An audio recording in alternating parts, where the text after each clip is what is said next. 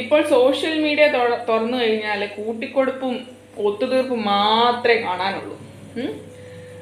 അപ്പോൾ എന്തിനെ പറ്റിയാണ് സംസാരിക്കാൻ തുടങ്ങുന്നതെന്ന് എല്ലാവർക്കും ഏകദേശം മനസ്സിലായി കാണും. ഒലീവിയ ഡിസൈൻസിനെ പറ്റിയിട്ടാണ്. ഞാൻ കുറച്ച് ദിവസത്തിന് മുമ്പ് അതിനെപ്പറ്റി ഒരു ചെറിയൊരു വീഡിയോ ഇട്ടു.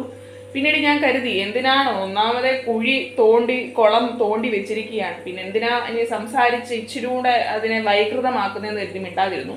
എന്നാൽ ഈ അടുത്ത 2 ദിവസങ്ങളായിട്ട് നടന്ന കാര്യങ്ങൾ കേട്ടതിന് ശേഷം മിണ്ടാതിരിക്കാൻ തോന്നുന്നില്ല. ഒരു സ്ത്രീ എന്ന നിലയിൽ ഞാൻ പ്രതികരിച്ചേ മതിയാവൂ എന്ന് എനിക്ക് തോന്നുന്നു.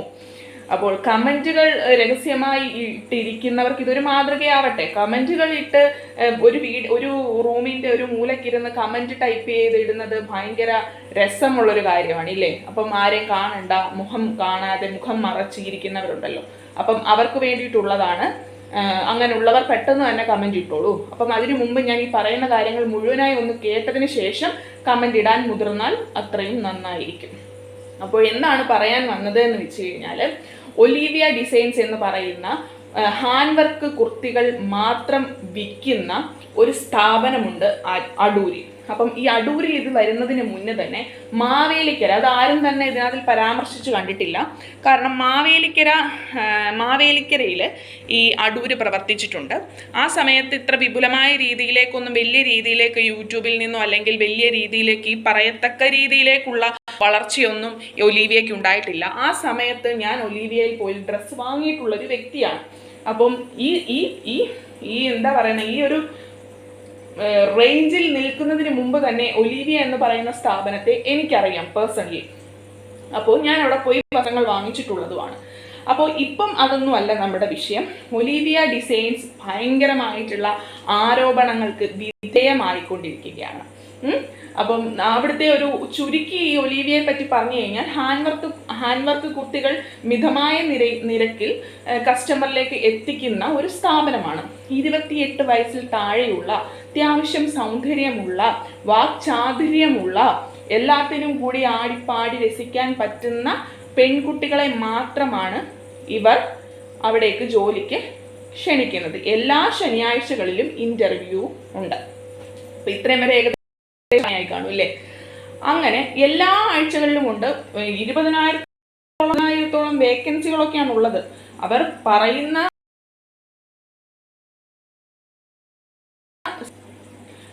പറയുന്ന സാലറി എന്ന് പറഞ്ഞാൽ 25,000-ലും മുകളിൽ എന്നാണ്.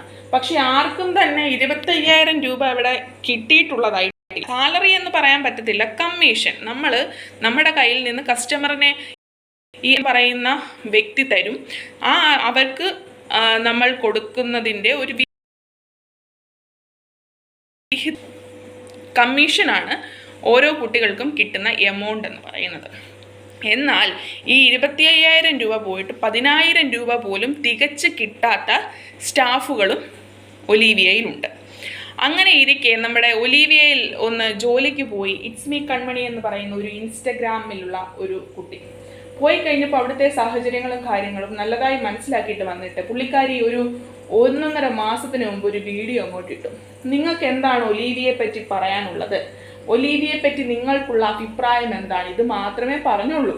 അപ്പോൾ ഇതിനു മുമ്പ് അവിടെ ജോലി ചെയ്തിട്ടുള്ള, ദുരനുഭവങ്ങൾ കിട്ടിയിട്ടുള്ള എല്ലാ പെൺകുട്ടികളും അങ്ങോട്ട് വന്ന് പ്രതികരിക്കാൻ തുടങ്ങി. അതാണ് ഇപ്പോൾ ഈ അധപതനത്തിലേക്ക് എത്താനുള്ള കാരണം. ദൈവം ഓരോന്നിനും വെച്ചിട്ടുണ്ട്, ഓരോന്നിനും ഓരോ സമയം ഉണ്ടെന്ന് പറയുന്നത് പോലെ തന്നെ ഈ അച്ചൂസിൻ്റെയും അച്ചുവിൻ്റെ ഭർത്താവാണ് സിബി എന്ന് പറയുന്നത്, മാഗ്നറ്റ് പവർ ഉള്ളവൻ. അപ്പം അവനും കിട്ടേണ്ടത് കിട്ടാതെ, ഇതാണ് ഇതിൻ്റെ തുടക്കം എന്ന് പറയുന്നത്. അപ്പം ഇതിലെടുത്ത് പറയേണ്ട കാര്യം എന്ന് പറഞ്ഞു കഴിഞ്ഞാൽ, ഈ സിബിച്ചന് പെൺകുട്ടികളോട് ഭയങ്കര താല്പര്യമാണ്.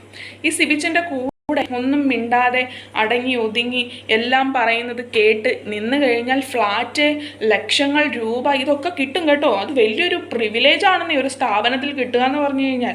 എന്നാൽ ആ പ്രിവിലേജ് ഒന്നും അവിടെയുള്ള മിക്ക പെൺകുട്ടികൾക്കും വേണ്ടായിരുന്നേ.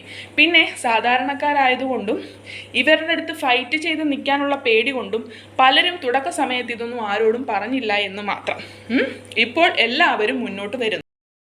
ഒരു വിവാദത്തിലേക്ക് വന്നപ്പോൾ എല്ലാവരും അവർക്കുണ്ടായ ബുദ്ധിമുട്ടിനെ പറ്റി ചുമ്മാതെ വന്നു എന്ന് പറയാനും പറ്റില്ല, തെളിവ് സഹിതം കൃത്യമായ തെളിവുകളോട് കൂടിയിട്ടാണ് പലരും വന്നതും സംസാരിക്കുന്നതും.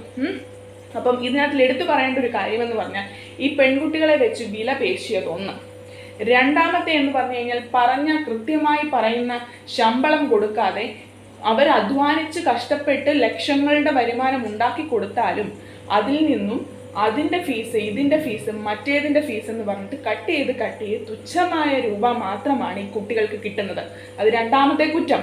ഇതിലൊന്നും കൂടാതെ മറ്റൊരു കുറ്റമുണ്ട്. കാരണം ഒരു സ്ഥാപനം നടത്തുമ്പോൾ ആ സ്ഥാപനത്തിൽ കിട്ടുന്ന ഇൻകം അതിൻ്റെ മുതലാളിയുടെ പേരിലേക്കായിരിക്കും, അല്ലെങ്കിൽ ആ സ്ഥാപനത്തിന് വേണ്ടി മാത്രമുള്ളൊരു ബാങ്ക് അക്കൗണ്ട് കാണും, ഇല്ലേ? അതിലേക്കായിരിക്കും പേയ്മെൻറ്റുകൾ നടത്തേണ്ടത്. അപ്പോഴാണ് ഈ മാഗ്നറ്റിൻ്റെയും ഈ കള്ളത്തരങ്ങൾ കൊണ്ട് അമ്മാനമാടുന്ന അശ്വതിയുടെയും തനി നിറം പുറത്തു വന്നത്. ബുദ്ധി വെച്ചിട്ട് അവർ കളിച്ചു, പക്ഷേ അധികം നാള് അത് മുന്നോട്ട് പോയില്ലെന്നുള്ളതാണ് സത്യം എന്ന് പറയുന്നത്.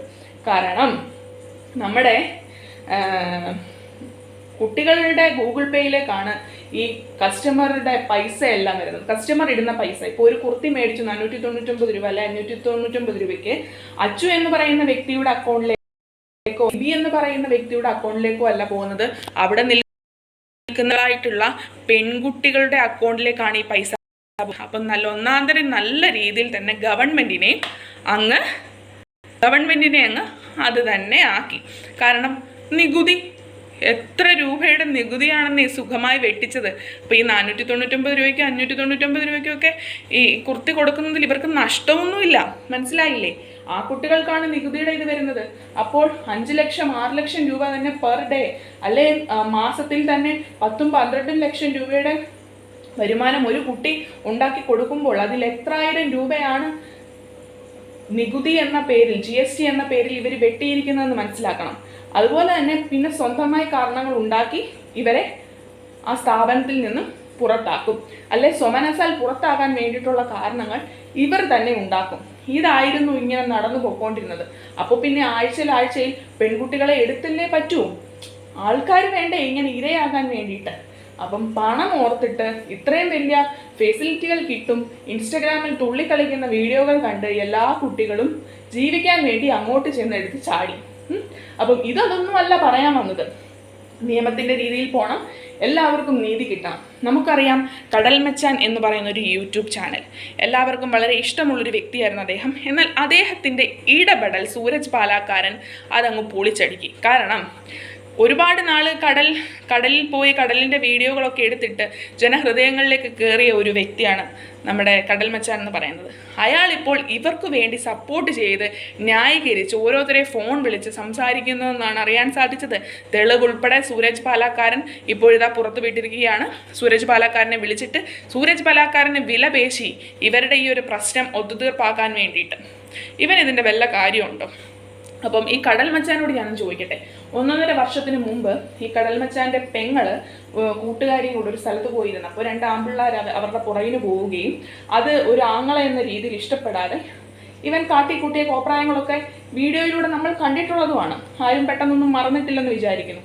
അങ്ങനെയുള്ള ഇവന് മറ്റുള്ള സ്ത്രീകളുടെ മേലെ അനാവശ്യമായ രീതിയിൽ അനാവശ്യമായ കാര്യങ്ങൾ പറഞ്ഞ് പോകുന്ന ഈ സിബി എന്ന് പറയുന്ന കെണ്ണാന്തം പിടിച്ചവനെയൊക്കെ സപ്പോർട്ട് ചെയ്യാൻ എങ്ങനെ സാധിക്കുന്നു? ഇവൻ്റെ അമ്മയോ പെങ്ങളോ ഒരു സ്ഥാപനത്തിൽ ജോലിക്ക് പോകുന്നു. അവിടെ ചെല്ലുമ്പോൾ അതിൻ്റെ മുതലാളി അവരോട് പറയുകയാണ്, നീ ഇവിടെ ജോലിയൊന്നും ചെയ്യണ്ട, ചുമ്മാ നിന്നാൽ മതി, നിനക്ക് ഫ്ലാറ്റും പണവും കാറും ഒക്കെ ഞാൻ തരാം, ഒരു അഡ്ജസ്റ്റ്മെൻറ്റിൽ നിന്നാൽ മതി. അത് വന്ന് ഇവൻ്റെ അടുത്ത് ഇവർ പറയുമ്പോൾ ആണെങ്കിൽ നീ അങ്ങനെ അങ്ങ് നിന്നോ, അല്ലെ അമ്മ അങ്ങനെ അങ്ങ് നിന്നോ, അതങ്ങ് മേടിച്ചോ എന്ന് പറയുമോ? ഇവൻ അങ്ങനെ പറയുമോ? സ്വന്തം വീട്ടിലുള്ളവരെ തൊട്ടാൽ പൊള്ളും, എന്നാൽ നാട്ടിലുള്ളവരെ തൊട്ടാൽ അത് ന്യായീകരിക്കാൻ, ചുക്കാൻ പിടിച്ച് കൊട പിടിച്ച് നടക്കാൻ നിന്നെപ്പോലുള്ളവർക്ക് മാത്രമേ പറ്റുള്ളൂ. ആദ്യം കടലിനെ വിറ്റ് ജീവിച്ചു, കടലിലെ മക്കളെ വിറ്റ് ജീവിച്ചു.